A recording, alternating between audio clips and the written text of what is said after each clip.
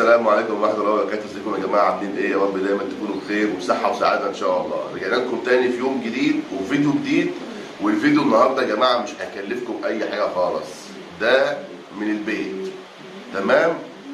بس ليه احنا بنعمل كده وبنصور الفيديو الاستثنائي ده؟ عشان خاطر زي ما انتم سامعين كده صوت المطره شغال والجو برد جدا، وطبعا احنا كلنا متدفيين تحت البطانيه وبتاع، والحمام سايبينه فوق في الاوضه بتاعته مش باين منه حاجه ومحدش بيدور عليه.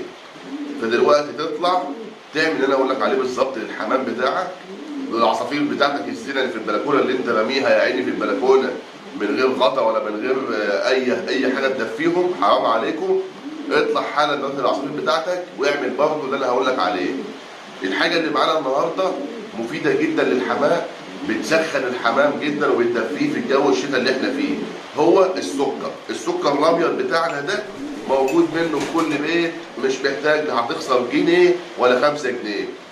مقدار معلقتين سكر هنحطهم مع بعض كده، دي ازازه 2 لتر زي ما انتم شايفين، هنحط عليها ادي 1 ادي 2 ادي 3 ادي 4 معالق سكر زي ما انتم شايفين كده، تمام؟ اهو الموضوع بسيط جدا يا جماعه وسهل جدا. طيب السكر ده بيعمل ايه يا عم محمد؟ السكر ده يا جماعه رافع مناعه قوي جدا جدا للحمام، ده رقم 1.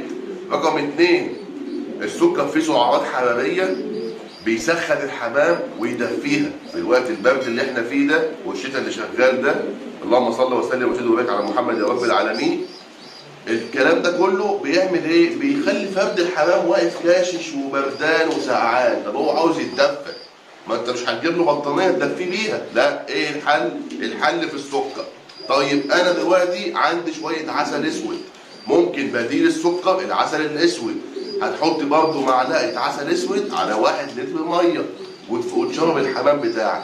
مفيش عسل اسود؟ نعمل سكر. طيب السكر فوائده في ايه تاني؟ السكر كمان بيعزز من البكتيريا النافعه عند الحمام. يعني برضه لو انت بتدي مضاد حيوي للحمام بتاعك، بعد المضاد الحيوي تديهم ميه بسكر، بيعزز البكتيريا النافعه اللي المضاد الحيوي بيموتها. يعني برضه زي نظام الخميره البيره او الخميره الفوريه او خميره البشريه اللي هي الاقراص، نفس القصه، بتعزز من البكتيريا النافعه. برضه السكر فيه نفس الميزه دي. مميزات السكر كتير جدا، لو فضلنا نتكلم عنها مش هنخلص النهارده. بس اهم ميزه اللي انا خليني احط سكر النهارده هو ان الجو بيشتي وفي مطره جامده والجو ساقعه وبرد، فعشان كده بنحط لهم ميه بسكر عشان خاطر يدفي الحمام، يخلي الحمام دافي وسخن. وكمان الزغاليل، السكر ميه بسكر مهمه جدا في حجم الزغلول يا جماعه، بيخلي حجم الزغلول بتاعك حجمه كبير. الميه بسكر في مميزات كتير جدا، رافع للمناعه قوي جدا الميه بسكر.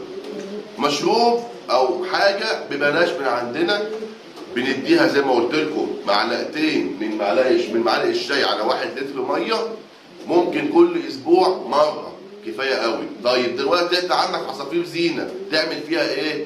هتعمل نفس الكلام برضو وتفضي لو انت عندك كميه عصافير زينه كبيره وبتستخدم لتر او 2 لتر ميه، نفس الخلطه ونفس كل حاجه. طيب انت عندك بوز واحد وعندك السقايه الصغيره اللي هي الصغيره بتاعت العصافوره ديت، ممكن نص معلقه سكر بس تحطها على سقايه الميه ديت وتدوبها.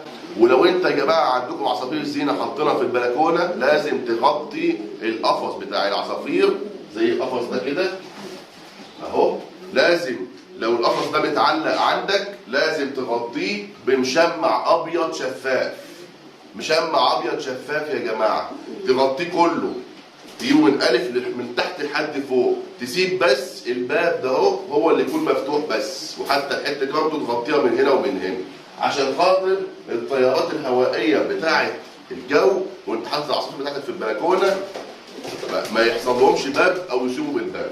ما تنسوش كمان يا جماعه يكون اهم حاجه قبل ما ندي السكر في الميه للحمام بتاعنا، يكون الحمام بتاعنا خالي من الامراض، ما يكونش عنده برد، ما يكونش عنده رشح، ما يكونش بيسهل اسهال اخضر، يكون عندك على سالمونيلا، يكون حمامنا كويس وسليم وصحته كويسه، عشان خاطر لما نديله الميه بسكر بتاعته السعرات الحراريه تشتغل ويبقى سخن ويبقى دافي ويبقى كويس.